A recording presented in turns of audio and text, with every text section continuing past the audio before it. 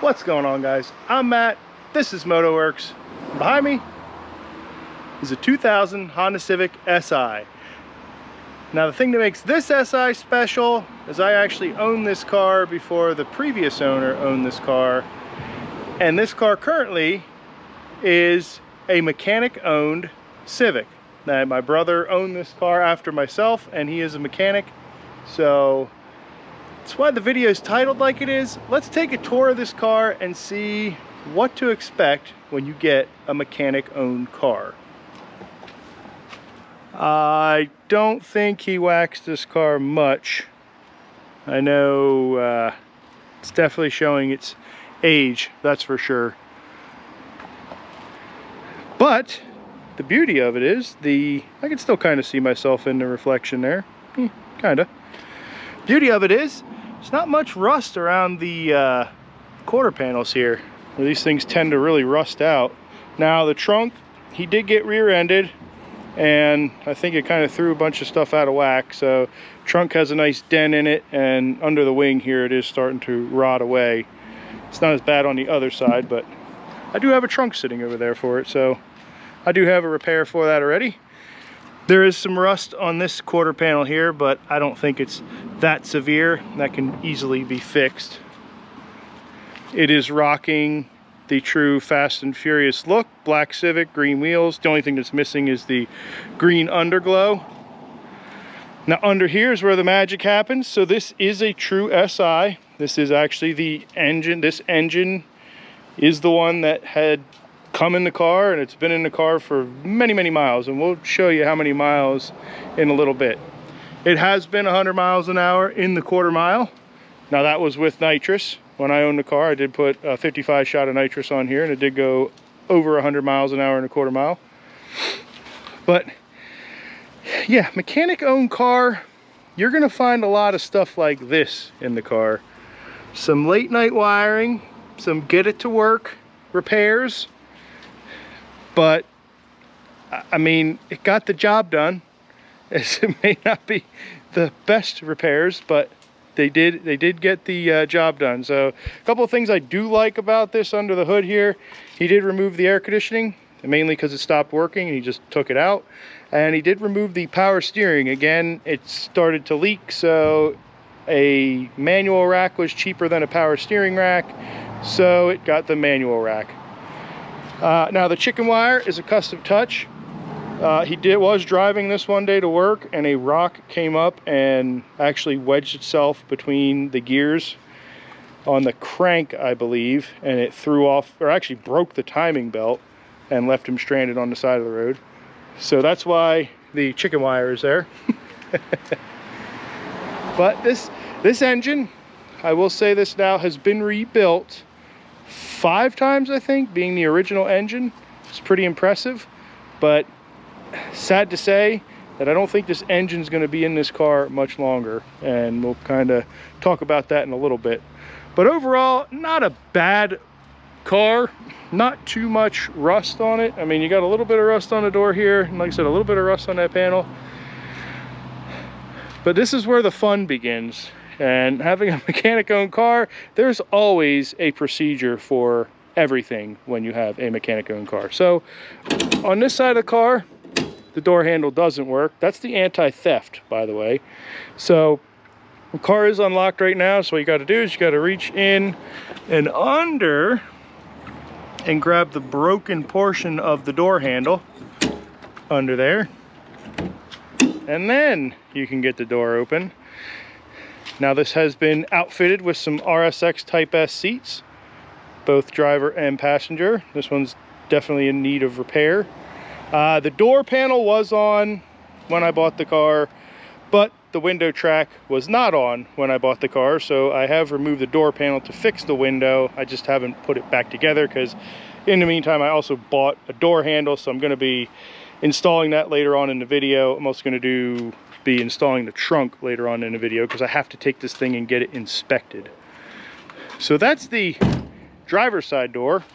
Over on the passenger side here, the door handle works, it just stays up, so the door doesn't shut. So until you push the door handle back down.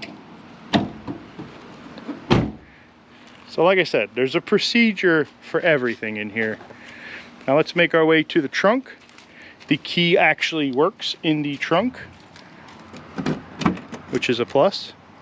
And the trunk still works, and it still kind of seals. It's pretty dry back here. Mice have definitely inhabited the rear of the car. Now, any Honda wouldn't be a Honda without a rockin' stereo in here.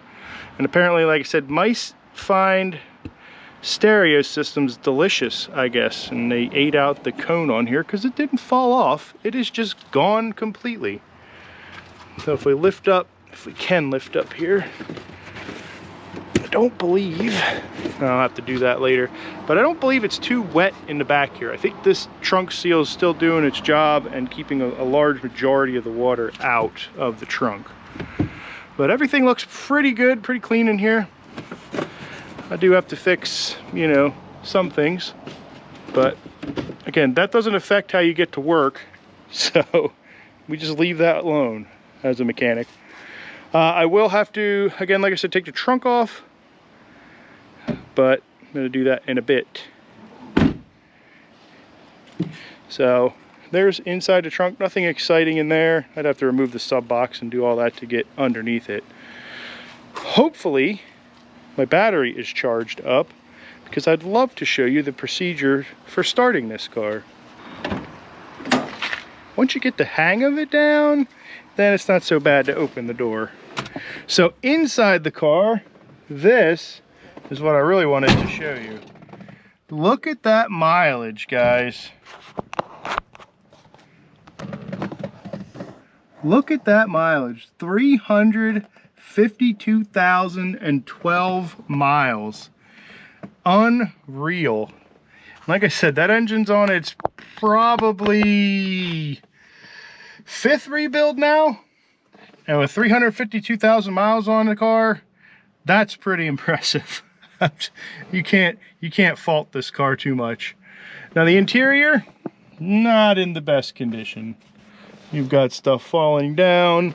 A majority of the headliner is still up, but I don't know if Freddy Krueger was in here clawing away at this thing. Not sure what to make of that. I do know that most of the time this sunroof is open in this, because it does still work, and not having AC, you kind of want as much airflow as you can get. But overall, door panels, you know, this side here is doing the typical busted plastic inside here where your armrest is, but overall the rest of it's holding up pretty well. Driver's side door panel is the same thing. Oh look, there's a sway bar that is not currently bolted on the car. Other than that, I mean, I think this was replaced once already. I think this was broken at one point in time, but now it's all nice and replaced. Steering wheel's falling apart just a bit, but not too bad. I mean, for 352,000 miles, the dashboard's still okay. It's not cracking or splitting. Yes, the headliner's falling apart, but that's easily fixed. These seats are, well, at least the passenger side seat's not that bad, but driver's side seat is falling apart, so that is something that will need to be addressed eventually. But let's see if the battery is holding, or is charged up enough to start. All right, now the starting procedure, make sure we're in neutral, because the clutch safety switch stopped working, and instead of repairing it, you just remove the switch, and that's now a clutch safety button. So you still have to push the clutch in, technically. Well, you don't have to, but I do, so I don't lurch the car forward. Key in the normal spot, and she starts. She runs a little rough when she starts. Alright, so speedo works, fuel gauge works, coolant temperature gauge works. The tachometer, not so much works. We're just doing 5,000 RPM all the time. So let's go out and take a listen to this little kitty cat purr. Oh yeah.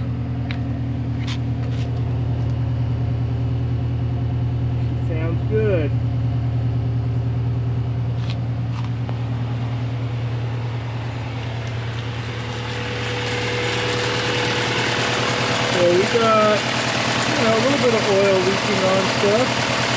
Nothing terrible. I said, not bad for 352,000 miles on the original engine-ish. The original block has just been bored out too many times. And that's why I think pretty much on its last cycle. I don't know if you can hear it on camera, but it's not exactly running on 4 cylinders. Probably more or less running on 3 3/4 cylinders. Gus, you want to go in there and wrap it up? All right, let's hear it.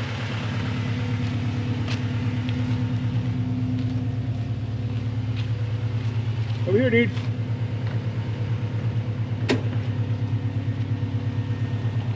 You rev the engine up. How do you do that? You hit the throttle. It's the pedal all the way to the right.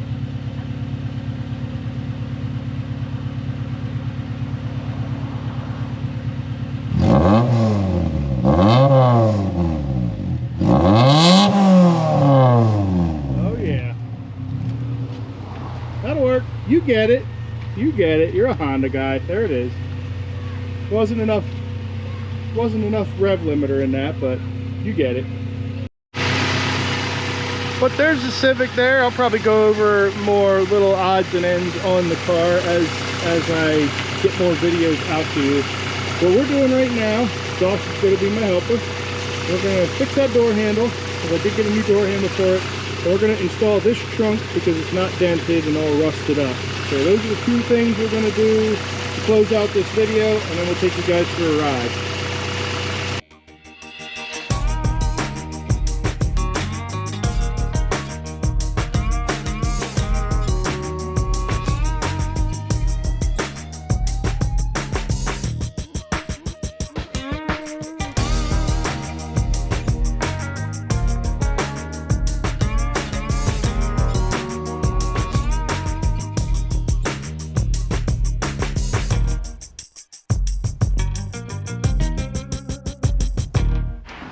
Alright, moment of truth. Scotty said that this trunk looked different. So let's see if it shuts first. It does. So that's good. Now, what he said is not going to work are these taillights. Which you might be wrong. Does that look like it's working to you? Yes. Looks like it's working to me. So if anybody wants to know if the Civic EX taillights work on a Civic SI from the same year, the answer is they absolutely do. Now the 4-door ones, they're different. But we're ready to rock and roll, dude. Can I put this on? Yeah. Just like that, you're a Honda mechanic now. It's just that easy. I know. Alright, here. What? Alright, I'm going home. Bye.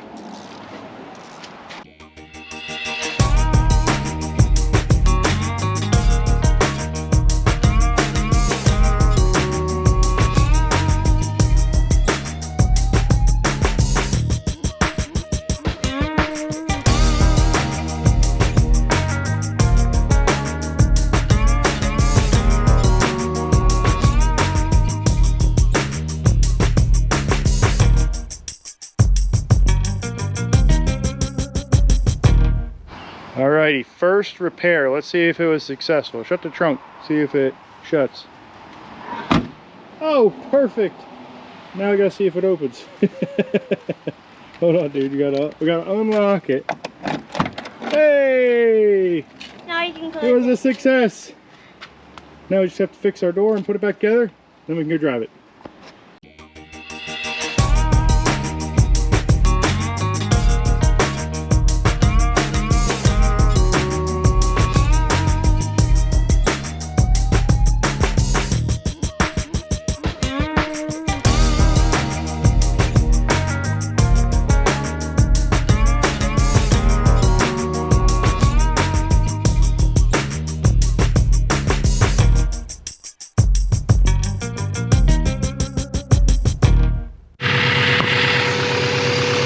Alrighty.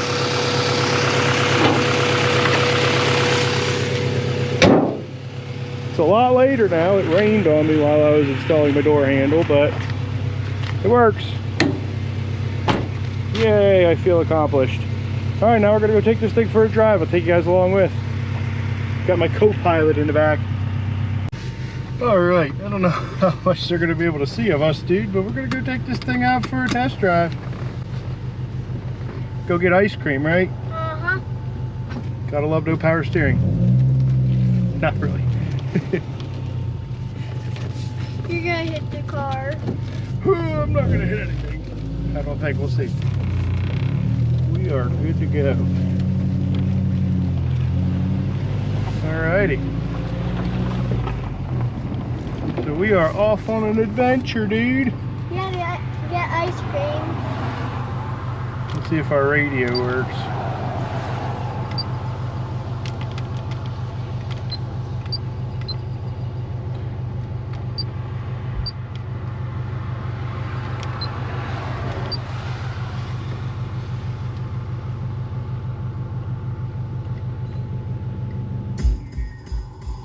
Oh yeah, it works. We'll have to turn it up then. Right now, going for a drive.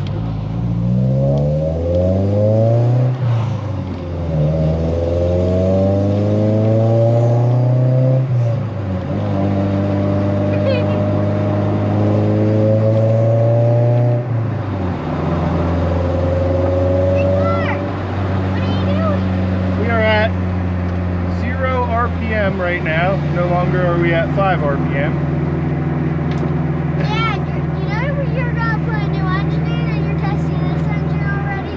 We already did test this car. It doesn't run bad. We'll have to see if vtec works on the way back.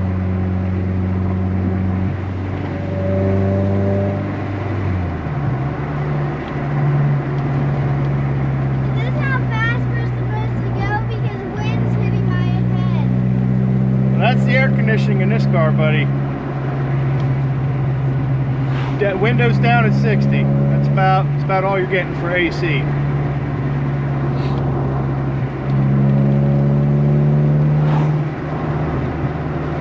It's just cruising, dude.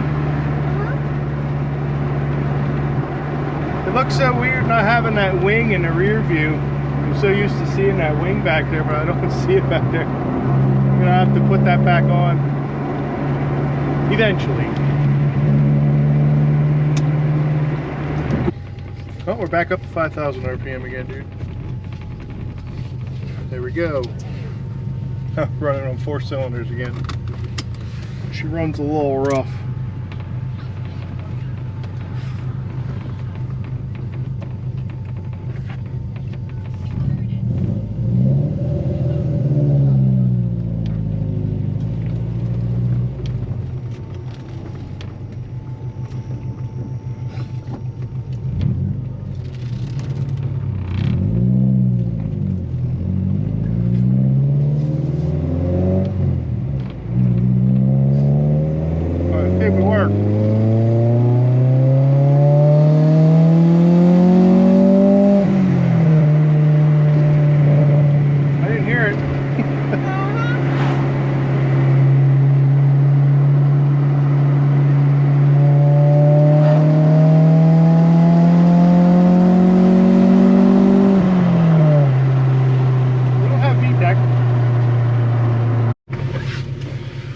Alrighty, we did a little bit of a maiden voyage last night, but now we're actually off to drive the car and make sure that it's working like it's supposed to.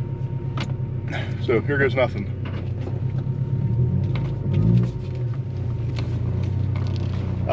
vtec was not working last night, so it actually is what the trunk says it is. An EX probably makes about as much horsepower, if not a little less than an EX right now. I still have no idea what RPM the engine is turning, because now my tachometer says 7,500 RPM. So as you can see, my tachometer just does what it wants. It's got a mind of its own, really. like I said, no VTEC yesterday. We'll have to see here in a bit if it has VTEC today. But I'm not too concerned with that stuff right now. I do have plans for that later on. But it would be nice for it to work so we can hear it, make sure everything's functioning. But for now, nothing. But everything's working like it should. Aside from that, aside from, you know, the engine working properly, but everything else is working good. So we're just going to cruise it over there, and next time I turn the camera on, hopefully we have a nice fresh inspection sticker on the car.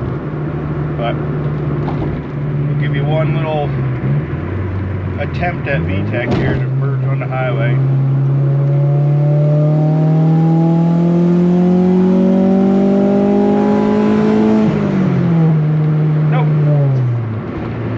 Got nothing.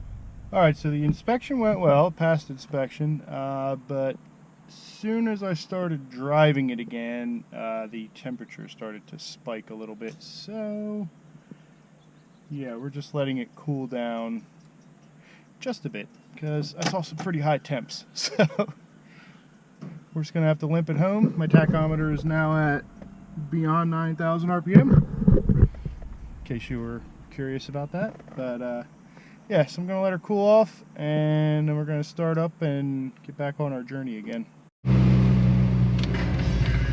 All right, good to go. Let her cool down a little bit, and topped up the radiator, so should be good to get us home. Now I also I put the Honda ECU in this thing, so we'll see if VTEC works now. I think it should. Got the green light. Yeah.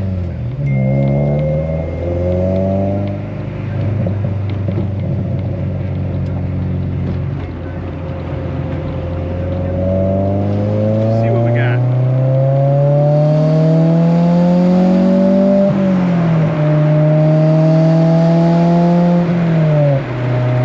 Still no VTEC.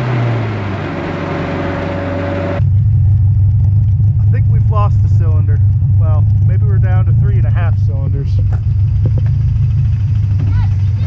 She's not sounding too good. But all I'm worried about is the inspection and emissions. Looked a little rough, sounded a little rough. Yeehaw.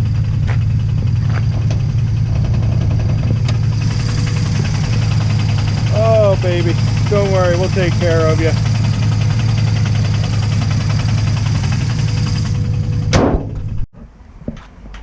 Alright, well, to summarize this here, if you're buying a mechanic-owned vehicle, there's probably two different types. There's this type here where all the car was designed to do is get the mechanic to work so he could make money actually fixing cars, and, you know, not so much care about the car that they were driving, as long as it worked, which this thing got me to and from my inspection.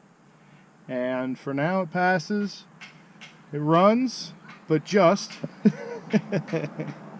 So we are going to need to do some work to it, but I already feel kind of accomplished. I got a couple of items addressed already. We fixed the door handle over there, fixed the trunk in the back. I am going to be mounting that SI wing back on the car, but it's going to be in a later video. Plans going forward. I already purchased an engine. You'll see all that in the next coming video. I am going to be doing an engine swap to the car. We're going to be taking that tired old engine out and putting something a little bit better in the car. We'll figure out why the heck VTEC isn't working. I don't know if I'm going to do that with this engine in the car, or if I'm just going to diagnose it with the new engine in the car. It might actually be something to do with the engine itself as to why VTEC isn't working, but I don't know. We'll see where it goes. But like I said, I have the stuff to do the engine swap, so bear with me on this one. This one's going to be a work in progress. We're going to own this mechanic-owned car. So yeah, it should be fun. Like I said, I like fixing things, so there's a lot to be fixed on here. So stay tuned, and yeah, we'll get this thing to at least 80%. I'm not gonna go full 100 on it. We'll get it to at least 80%, something drivable that, you know, we can get in and go anywhere we need to go. But it's gonna be a fun one. See you in the next video, guys. Thanks for checking this one out.